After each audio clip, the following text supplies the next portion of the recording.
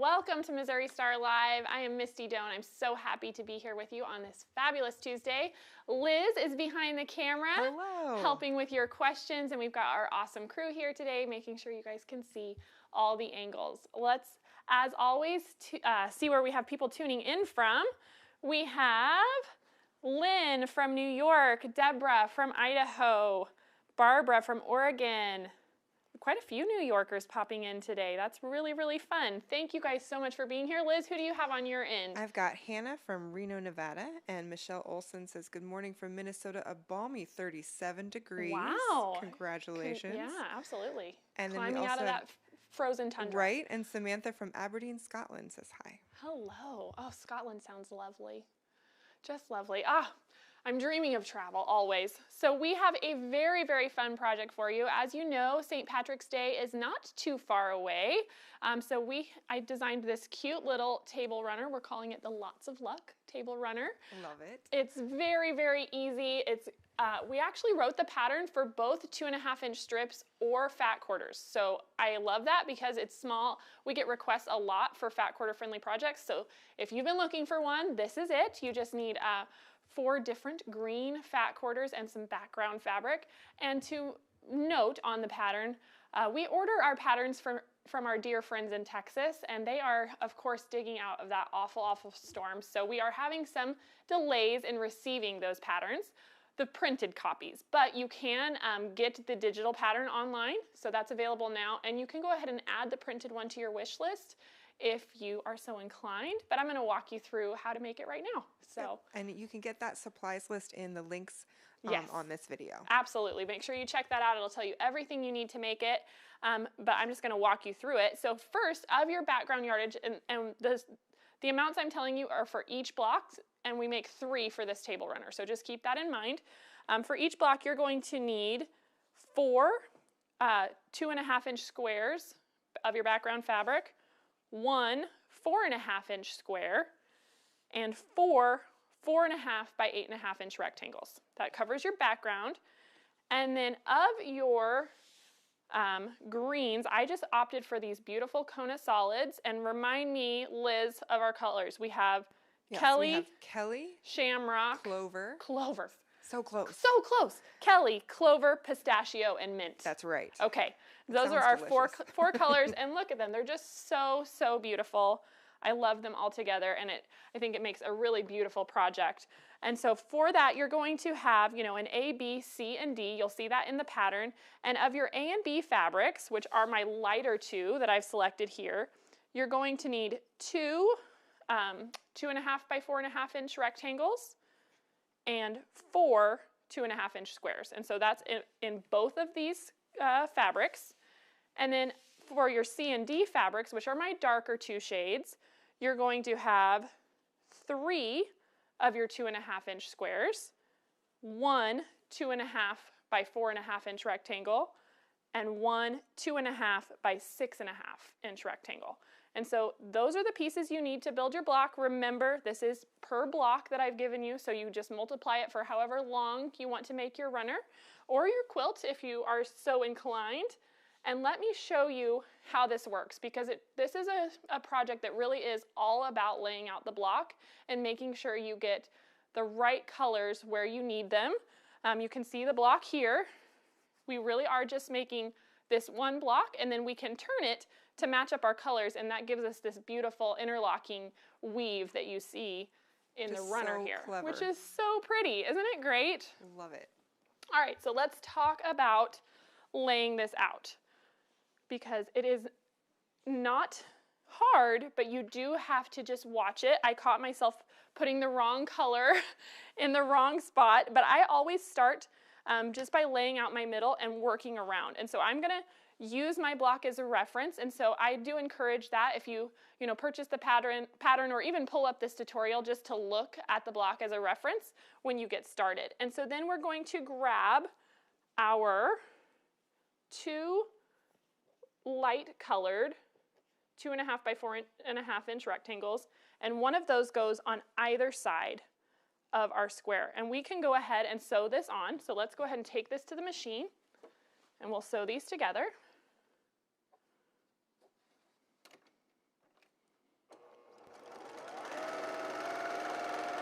loving the beautiful greens. They're so And pretty. Chelsea says this would be pretty in other colorways too. Absolutely. You guys make this project. It is so fun and so easy. And then show us the colors Yes, that you I use. We can't really wait want to see try you it in florals. I think it would be beautiful for the do. Oh, spring. yeah. I think it'd be so pretty. It'd be great in prints too. So you can see I've just used my 1/4 inch seam and sewn that on either side. Let's go ahead and give this a press. And I do press out to the dark side. So my seam is going away from my middle. And I follow that rule and press to the darker fabric as I go on this project because it makes it so much easier to manage my seams and make sure that they nest. All right, so there's the beginning of my center. And so now we're going to take and we're going to put, hold on, I've turned this now. I'm still looking at my block. So now we have our dark that goes on top, and this is going to pair up with a 2.5 inch square of the same color that's right here.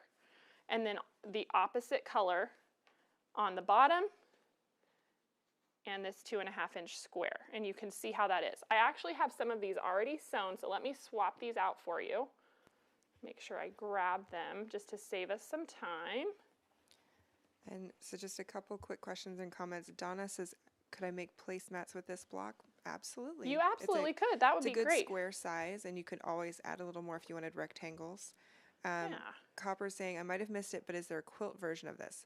Not yet, but I'm working on it. Okay. So we just have the table runner right now, but I'm hoping to make this a full-size quilt as well because I think it's a really, really fun pattern. So you can see here we've just attached our 2.5 inch squares to our 6.5 inch rectangles, and we want to match our same colors because we're trying to create that weave without having any Y seams. So now we can go ahead and take these and sew on either side, and this is going to make our center segment. Just make sure we're nice and lined up.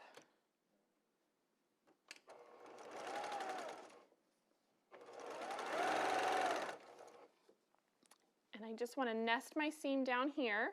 I do have that one place where I want to make sure they match up nicely.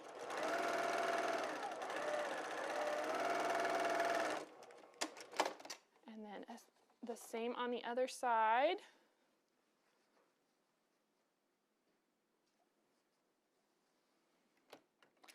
And I like to start with the center first because then I know exactly where my colors are going to go and I can build from there.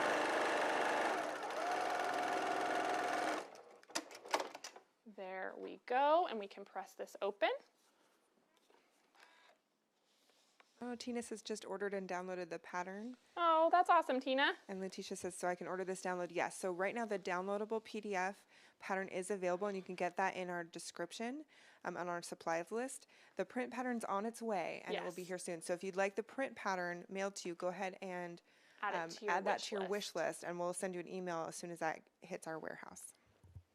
Okay, so here is the middle part of our block. We've got our beautiful 4 shades of green that are circling that center square, and now we can take and start building the outside. And so our 4.5 by 8.5 inch rectangles are going to go on all the long sides here. So let's just go ahead and place those in where they need to go. And then we're going to use the remaining pieces that we have set out to build out the rest of this block. And let me just show you kind of how this works.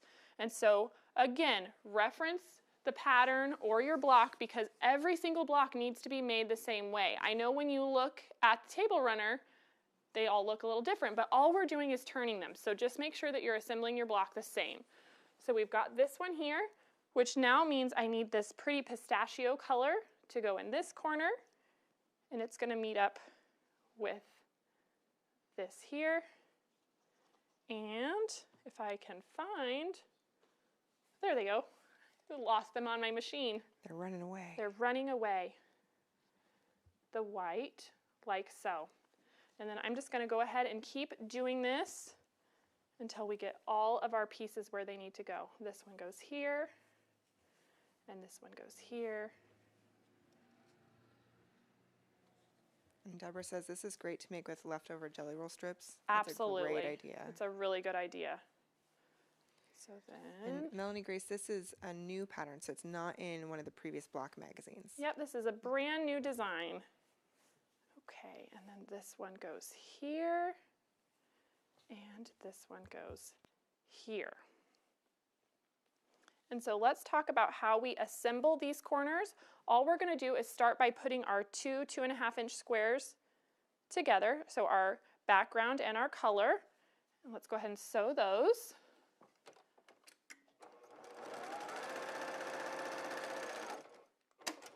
There we go. And then we're going to press this.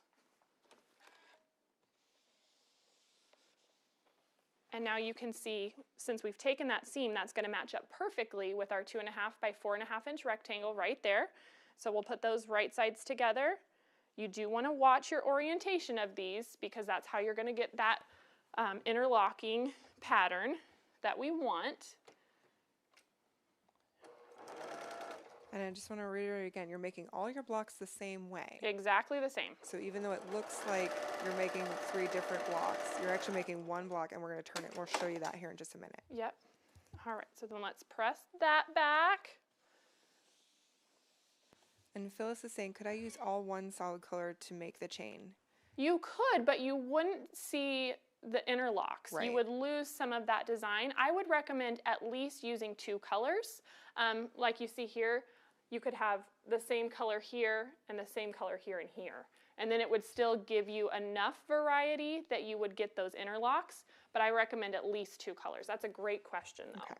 All right, so then I have gone ahead and sewn the rest of these corners, so let me swap those out. Oop, that's the one I just did. Here we go. So let's move these out. You can see how this is really starting to come together now. Here's this one and this one.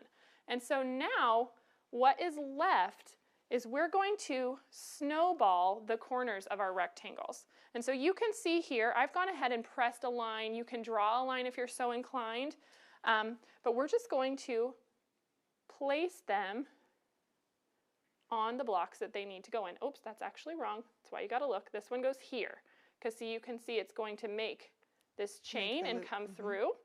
And then this one goes here. And when you're taking these to the sewing machine, you'll actually notice, let me pick this up and move it, because your top and bottom colors are the same, but they actually go on opposite sides when you're snowballing. So you can see here, this one, we have the exact same colors on these two, but they're on opposite sides. Okay. So keep that in mind. So I'll set this back in place. Hopefully you guys can see this in the top cam. And then we'll go ahead and put in our snowballs on these. So this dark green goes here on this side, and here, and here, and here. So isn't that great? Yeah. And now remember to snowball. Should I go ahead and sew one of these? Let's do. Yeah, let's do one. Let's go ahead and take one of these to the machine. We're just going to open this up. I'm going to make sure that the point of the square that I'm adding matches exactly with the point of my rectangle, and I'm going to sew corner to corner right on that pressed line. Not on either side of it. And if you have the diagonal seam tape, that's also a great trick, because you can just keep the point of your snowball piece right on there, and that will make sure that you're going corner to corner. So there's one, and then I just turn and do the other side. And when you're snowballing, will you check it before you trim it? I usually do, okay. Yeah. Unless it's really off, though, I find that they almost always work. Right, because you can catch it in that 1/4 inch seam. Exactly. So I just make sure it's good enough. There we go. All right. So now you can see here, we've sewn that, and we can flip this back, and those look really nice. Just like so. So let's go ahead and move some of these out of the way, and I'm going to go ahead and cut these off. And I've got the other ones ready to go already. So let's just trim off these snowballs. Ooh, I've lost my ruler. Got too many things on the table. Here we go. Found it. All right, so I'm just gonna leave a 1/4 inch seam allowance. We'll trim off the bulk and turn and do that on the other side. There we go. And then I'm gonna go back here and give this another good press, just because I want these to lay nice and flat. And there, that one looks great, and we can see where it's gonna fit in. And I've got one more I need to trim, just so you guys can see again. We're cutting off, I've sewn it corner to corner. We're just leaving our seam allowance. Do we have any questions, Liz? Not too many questions. Okay. I do want to give a shout. Nancy Rokel says, how about using that large floral print I don't have an idea for, with shades of neutrals for the fence? So that would be cute. I think that's a really good idea. Using idea. a bright instead of the white, and then kind of create a little fence trellis over this. That's a great idea. Awesome. Okay. You have to show us with your hashtag MSQC show and tell. I want to see what that looks like. That's right. Okay, so then this one goes here. My brain is trying to play tricks on me. That one goes back there. This goes on this side. And you can see now how this is really coming together. And so that is really it. And now we're just going to sew our block together. And so we're gonna, fold these right sides together, sew on either side, same with our center, and just put it together essentially like a 9 patch, which gives you this beautiful finished block. But I am gonna go ahead and sew this one together for you so you can see how we set them. So let's go ahead and sew this. And then if there's any questions, I can answer while I'm working through it. Sure. So Janine says snowballing is a bit scary. Okay. I think that it can be. And so I would recommend, Janine, just practice on some scrap fabric. Cut out some 2.5 inch squares, or whatever size it is that you're working with and the pattern that you're making, and just practice it, because it really is a learned skill. I think the diagonal seam tape on your machine can be a true lifesaver, especially if you have a larger area or if you're working with small corners, because you really only need to go, from corner to corner on a 2.5 inch square. It's not very far. And so if you line the first corner up with your needle and the opposite corner up with the red line of that diagonal seam tape, which when you put on your machine is in line with your needle, you're gonna have a straight seam, and it's gonna work out. And like we showed, you can always check it before you trim. And if you're not happy with it, you can pick it out and sew it again. Good advice. Yeah, so I think it definitely is something that takes a little bit of practice, but don't be afraid of it. Yeah. You can totally do it. All right. Helen Ann, while you're sewing, Helen Ann says this could be extended to a bed runner too. Absolutely. So you just make a few more blocks and yeah, because you're getting a nice size block. It's a good size block. I can't remember the exact size, but I'll measure it when I finish stitching this together and tell you. So it would be perfect for a bed runner.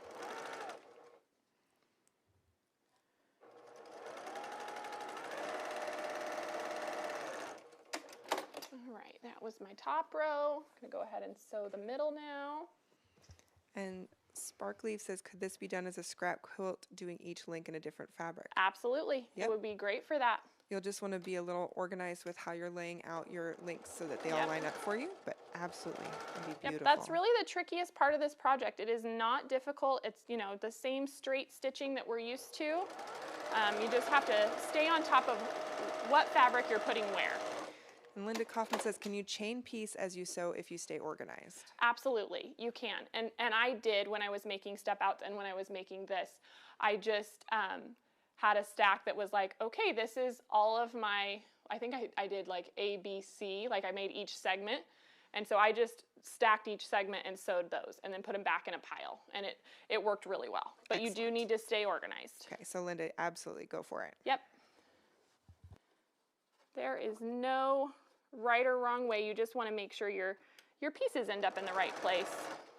All right. Just taking my time here, making sure everything is lining up nicely. And this is great. Mary says, I just bought the digital pattern. The pattern says it's 55 by 23. Yeah, so. Perfect. Thank you. Thanks for checking on that for us, Mary. Oh. All right. Now we 53 by 21. Our middles sewn, and let's go ahead and sew these two on.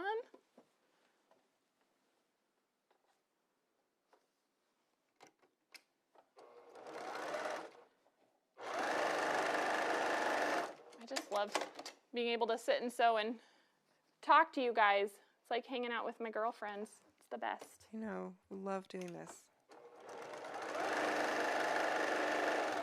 Alrighty. There we go. So we now have our 3 rows together. Everything's lining up. And so I'm just going to go ahead and nest these. If you wanted to press first, you could. And I guess I should talk a little bit about that. I would press the center section in, since this is mostly the dark. And I would press this one out, since these are dark here. Okay. And that will just help make them nest. I'm just going to make them go where I want them to go at the machine. So, okay. But if you're worried about it, that is how I would do it.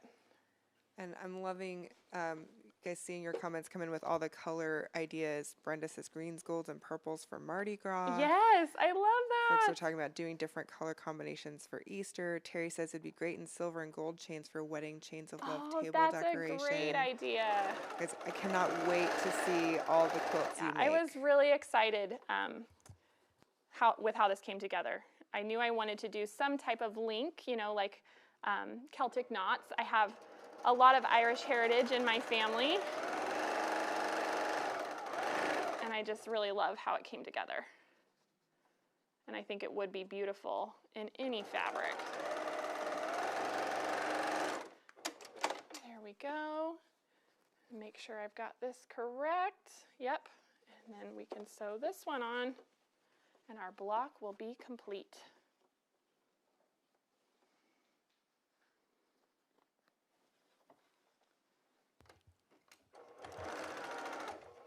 And I'm really excited to see how you just twist it. So it's, yep.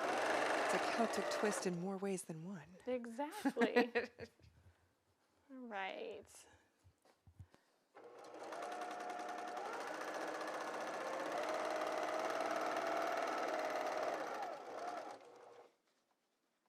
Oh, that's another great idea. Leah McCartney says that would make an eye-catching border around a panel. Oh, that's a wonderful idea. That would be very beautiful. All right. So let's give this a press. It looks awesome. Move all my other pieces out of the way here. Here we go.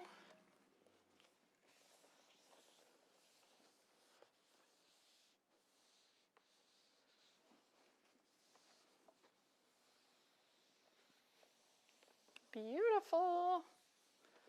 All right, so then now let's talk about putting these blocks together. We can see here is our first block. And so now you can look, it's exactly the same. Matches up just right. And all we're going to do is rotate this 180 degrees. And our greens will match up, and this one goes over, and this one goes under, and it continues the pattern just like you want. And so when you come back and add your third one, it's just the exact same. It'll be the same orientation as this one, and sit. And flipped. So you're really just twisting it once, 180 degrees, and then setting them side by side. And that's it. And so you can see I put 3 of them together. Oh, I told you I would tell you how big the block is, so let's go ahead and do that. So it measures 16 and a half. Okay. So it's a nice size block, and then I did add a 3-inch outer border all the way around this, and then we quilted it in this really cute St. Patrick's Day. Super love the quilting. I love it so much with the little hats and clovers. It's really, really cute. So I hope you guys enjoyed it. Do you see any other questions coming through before we hop off? Trixie May Racer says, so for a long bed runner, I would just add 2 more blocks, maybe 3. Yeah, I think so. I think that's all you would need to do. And they come together really fast. I hope you guys saw as we, made this today. It's really quick. It's, like I said, a great project for either 2.5-inch strips or fat quarters. This pattern is written for both, to accommodate both. So dig into your stash, and I would love to see the projects that you make using this pattern, and make sure you tag us in with the hashtag MSQC Show and Tell. Yep. Tag me if you're on Instagram. I'm just at Misty Doan, and I will love to see them. I hope you guys have a fabulous week. We will see you next time. Thanks so much.